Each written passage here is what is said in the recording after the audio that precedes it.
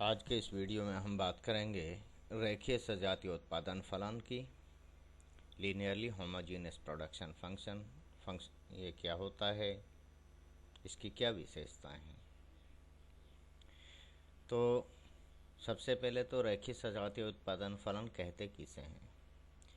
यदि कोई उत्पादन फलन 1 डिग्री का समरूप हो तो उसे हम रेखीय सजातीय उत्पादन फलन कहते हैं। ऐसा उत्पादन फलन जिसमें सजातीयता की डिग्री ऑफ होमोजेनिटी 1 हो, तो इस तरह के उत्पादन फलन को रेखीय सजातीय उत्पादन फलन कहते हैं। अब जैसे कोप्फ-डगलस प्रोडक्शन फंक्शन का एक विशेष रूप यह है, जो हमने पहले भी डिस्कस किया था, कि Q equal to A L raise to power alpha K raise to power 1 minus alpha. तो इसमें डिग्री ऑफ होमोजेनिटी जब हम निकालेंगे तो जो चरों को लैम्बडा से गुणा करके लैम्बडा को कॉमन लेंगे और लैम्बडा की घात जो होगी वही सजातीयता की डिग्री होगी। तो लैम्बडा की घात निकल के आएगी अल्फ़ा प्लस 1 माइनस अल्फ़ा। तो प्लस अल्फ़ा और माइनस अल्फ़ा एक दूसरे कैंसिल कर देंगे, लैम्बडा की घात 1 आएगी। तो ऐसे में जो ये कोप्फ-डगलस प्रोडक्शन फंक्शन है, इसमें डिग्री ऑफ होमोजेनिटी 1 है। देख लीजिए,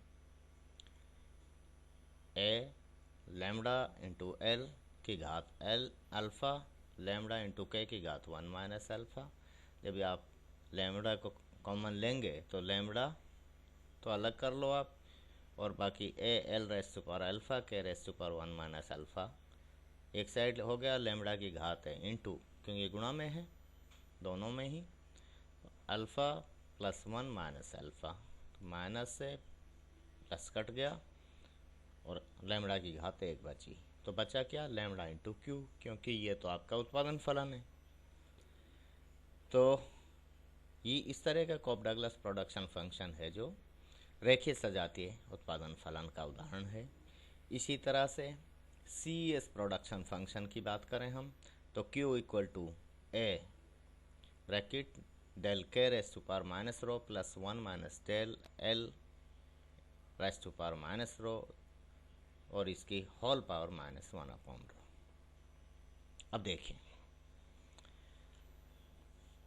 यहाँ आप दोनों चरों को लैम्बडा से गुणा करेंगे, यही तो कर रहे हैं। सजातीयता का अंश या डिग्री जाननी है, तो यहाँ लैम्बडा की घात माइनस रो होगी और यहाँ लैम्बडा एल की घात लैम्बडा की घात माइनस रो यहाँ होगी। ठीक है, ऐसे ही तो होगा।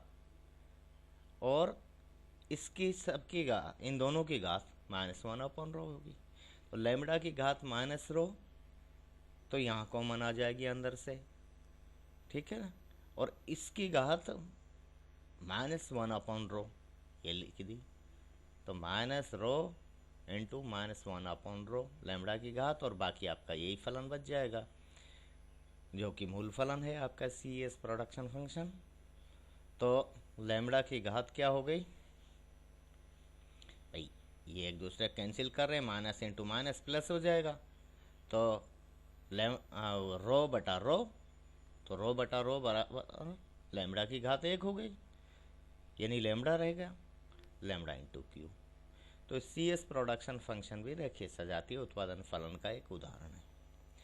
अब जो महत्वपूर्ण बात है वो यहाँ ये है कि रैखिक उत्पादन फलन और रेखीय सजातीय उत्पादन फलन, इन दोनों में अंतर होता है। और रैखिक उत्पादन फलन का अंतर जो है आपको पता होना चाहिए, रैखिक और रेखीय सजातीय उत्पादन फलन का। कोई उत्पादन फलन रेखीय सजातीय होगा ये तो संभव है, परंतु वह रैखिक भी हो ये जरूरी नहीं है। प्रत्येक रैखिक उत्पादन फलन, कोई भी रैखिक उत्पादन फलन होगा वो रेखीय सजातीय होगा ही होगा, लेकिन रेखीय सजातीय उत्पादन फलन रैखिक होगा ये नहीं, ये अनिवार्य शर्त नहीं है। तो इन दोनों में आपको अंतर पता होना चाहिए। ठीक है, ये मैंने सारा लिखा है कि रेखीय सजातीय उत्पादन फलन लीनियरली, अब मैं यहाँ लीनियरली काम में ले रहा हूँ, ध्यान रखना है ना। लीनियरली होमोजीनियस प्रोडक्शन फंक्शन और लीनियर प्रोडक्शन फंक्शन, रैखिक उत्पादन फलन, इन दोनों में अंतर आपको पता हो। और अंतर क्या है कि कोई उत्पादन फलन रेखीय सजातीय हो, परंतु वह रैखिक भी हो यह आवश्यक नहीं है। प्रत्येक रैखिक उत्पादन फलन तो आवश्यक रूप से रेखीय सजातीय फलन होता है, परंतु रेखीय सजातीय फलन का रैखिक होना अनिवार्य शर्त नहीं है। अब कोई उत्पादन फलन रैखिक होगा, इसके लिए क्या है? कोई एक उत्पादन फलन रैखिक होगा, उसके लिए यह जरूरी है कि उसमें जो प्रयुक्त चर हैं उनकी घात इकाई हो। जैसे उदाहरण लिया Q equal to A into L plus B into K, यह रैखिक है। इससे जो वक्र बनेगा वो रैखिक होगा। लेकिन रेखीय सजातीय उत्पादन फलन में चरों की घात इकाई नहीं होए। देख लो आप इसमें कॉफ-डगलस प्रोडक्शन फंक्शन में तो जो चर हैं आपने काम में लिए हैं, एल की घात अल्फ़ा है और के की घात 1 माइनस अल्फ़ा है। और सी एस प्रोडक्शन फंक्शन में के की घात माइनस रो है और एल की घात भी माइनस रो है। तो अब घात इकाई तो नहीं है दोनों में। ये दोनों फलन रेखीय सजातीय हैं लेकिन रैखिक नहीं है, यही बात मैं कह रहा हूँ। तो ये आपको अंतर स्पष्ट होना आवश्यक है, तब ही जाके आप रैखिक फलन और रेखीय सजातीय उत्पादन फलन में अंतर स्पष्ट कर सकते हैं, उस बात को समझ सकते हैं। अब एक रेखीय सजातीय उत्पादन फलन की जो सामान्य विशेषताएं क्या होती हैं उनको हम डिस्कस कर लेते हैं। तो पहली विशेषता के रूप में हम ये ले सकते हैं कि एक रेखीय सजातीय लीनियरली होमोजीनियस, मैं बार बार बोल रहा हूँ, एक रेखीय सजातीय उत्पादन फलन पैमाने के स्थिर प्रतिफलों को दर्शाता है। कांस्टेंट रिटर्न्स टू स्केल, केवल और केवल स्थिर प्रतिफलों को दर्शाता है। इसका मतलब यह होगा कि जो उत्पादन फलन है, रेखीय सजातीय उत्पादन फलन है, उसकी बात कर रहे हैं हम कि उसमें जो साधन प्रयुक्त कर रहे हो, अब यहाँ हम जो उत्पादन फलन काम में ले रहे हैं उसमें दो साधन है, श्रम और पूंजी। तो साधनों की मात्रा को जिस अनुपात से बढ़ाया जाता है उत्पादन भी उसी अनुपात से बढ़ेगा। कांस्टेंट रिटर्न्स टू स्केल का मतलब तो ये हुआ, यानी श्रम और पूंजी की मात्रा को यदि हम 4 गुना बढ़ा दें तो उत्पादन भी 4 गुना बढ़ जाएगा, 2 गुना कर दें तो उत्पादन भी 2 गुना बढ़ जाएगा, और आधा कर दें तो उत्पादन भी आधा रह जाएगा। इसका मतलब ये हुआ स्थिर पैमाने के प्रतिफलों का। ठीक है। अब ये कॉफ-डगलस प्रोडक्शन फंक्शन है Q equal to A L raise to power alpha K raise to power 1 minus alpha है, तो लेबर और कैपिटल को लैम्ब्डा से बढ़ाने पर उत्पादन भी लैम्ब्डा से बढ़ जाएगा। ठीक है, मतलब समान अनुपात में इनमें बदलाव होंगे। दूसरी विशेषता इसकी ये है कि एक रेखीय सजातीय उत्पादन फलन की स्थिति में साधनों की सीमांत उत्पादकताएं, marginal productivity of labour and marginal productivity of capital, पूंजी श्रम अनुपात K/L पर निर्भर करते हैं। जब तक पूंजी श्रम अनुपात में परिवर्तन नहीं हो तब तक साधनों की सीमांत उत्पादकताओं में भी कोई बदलाव नहीं होगा। जब उत्पादन फलन रेखीय सजातीय हो तो साधनों को लैम्ब्डा से बढ़ाने पर उत्पादन भी लैम्ब्डा से बढ़ जाएगा, ये अपन ने देखा ही है। ठीक है, इस बात को समझिए आप। सिर्फ इतना सा कहा गया है कि एक रेखीय सजातीय उत्पादन फलन की स्थिति में जो साधनों की सीमांत उत्पादकताएं हैं वो केवल पूंजी श्रम अनुपात पर निर्भर करती हैं। यदि पूंजी श्रम अनुपात को बदल दिया जाए तो उत्पादन भी बदल जाएगा, और सीमांत उत्पादकताएं भी साधनों की बदल जाएंगी, ये बात कही है हमने। अब देखिए, एक उत्पादन फलन हम ले रहे हैं Q equal to function of labour and capital. ठीक है,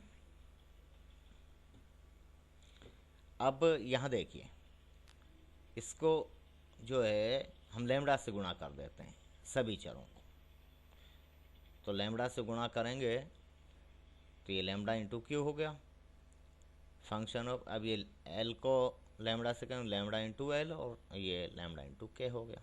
ठीक है, अब ये मान लेते हैं, माना कि लैम्बडा इक्वल टू 1/L, या फिर हम लैम्बडा की जगह 1/L रख देते हैं।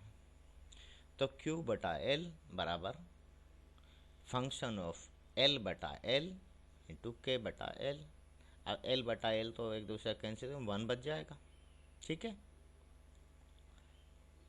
और ये K/L पूंजी श्रम अनुपात को हम स्मॉल k काम में लेंगे इसके लिए।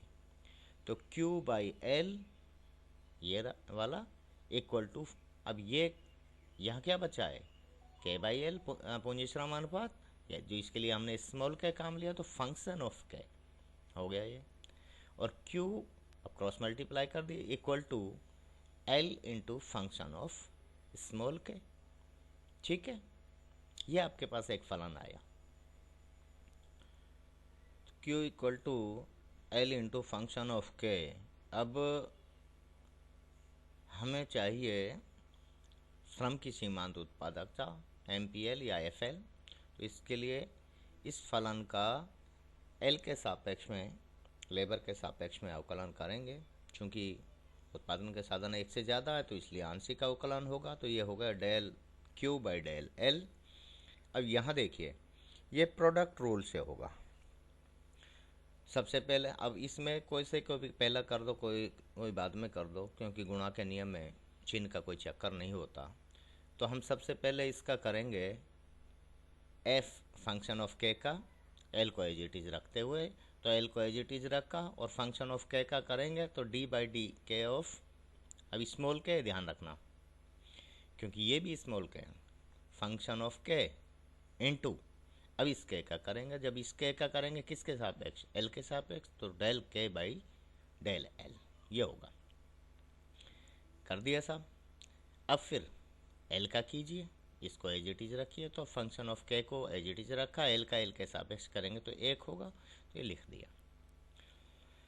अब मैंने चाहे तो हम चाहते तो सीधा भी कर सकते थे, इस बात को मैंने साइड में दिखाया है। और इसको कीजिए एक और स्टेप, चलिए फिर देखते हैं। तो L इंटू, अब ये क्या है, d/dk of function of k, small है ये दोनों,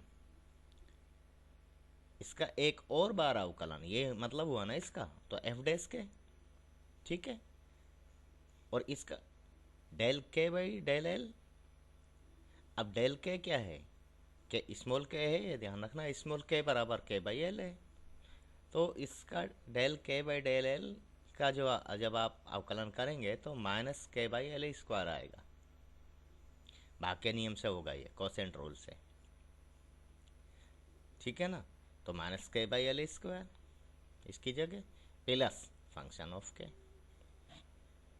या मैंने देखिए ये देखा रखा d function of k/dk equal to f' k, ये स्मॉल है। ठीक है ना, सीधे भी कर सकते थे, ये 2 स्टेप बच जाती। सीधे करते तो q equal to L into f' into del k/डेल l plus function of k small का, ये हो जाता। अब देखिए यहाँ पे, खैर ये L है और इसकी जगह हमने ये वैल्यू भाग के नियम से निकल के आएगी, तो निकाल लेना आप, या प्रैक्टिस आपकी है तो आप समझ गए होंगे, अन्यथा आप भाग के नियम से k/l का जब अवकलन करेंगे तो वहाँ से निकल के आ जाएगी। यहाँ l² है बटा में, यानी भाग हो रहा है, तो इस l से इसकी घात गई तो बचा माइनस k/l। तो माइनस k/l मैंने लिख लिया बाहर, into function of f' small k plus function of small k। ठीक है, अब ये k/l है, जो ये स्मॉल k है, यार ये रहा ना, हमने माना हुआ है, तो ये रख देंगे। जब ये रखेंगे तो इसको मैं इधर ले रहा हूँ, इसको माइनस चिन्ह के साथ है तो इसलिए बाद में ले लिया। तो FL equal to function of small k minus small K into function of small K, ये श्रम की सीमांत उत्पादकता निकल के आई। इसी तरह से इसी फलन से, कौन से वाले से, ये प्रोडक्शन फंक्शन जो है ये वाला, इससे हम पूंजी की सीमांत उत्पादकता भी निकालेंगे।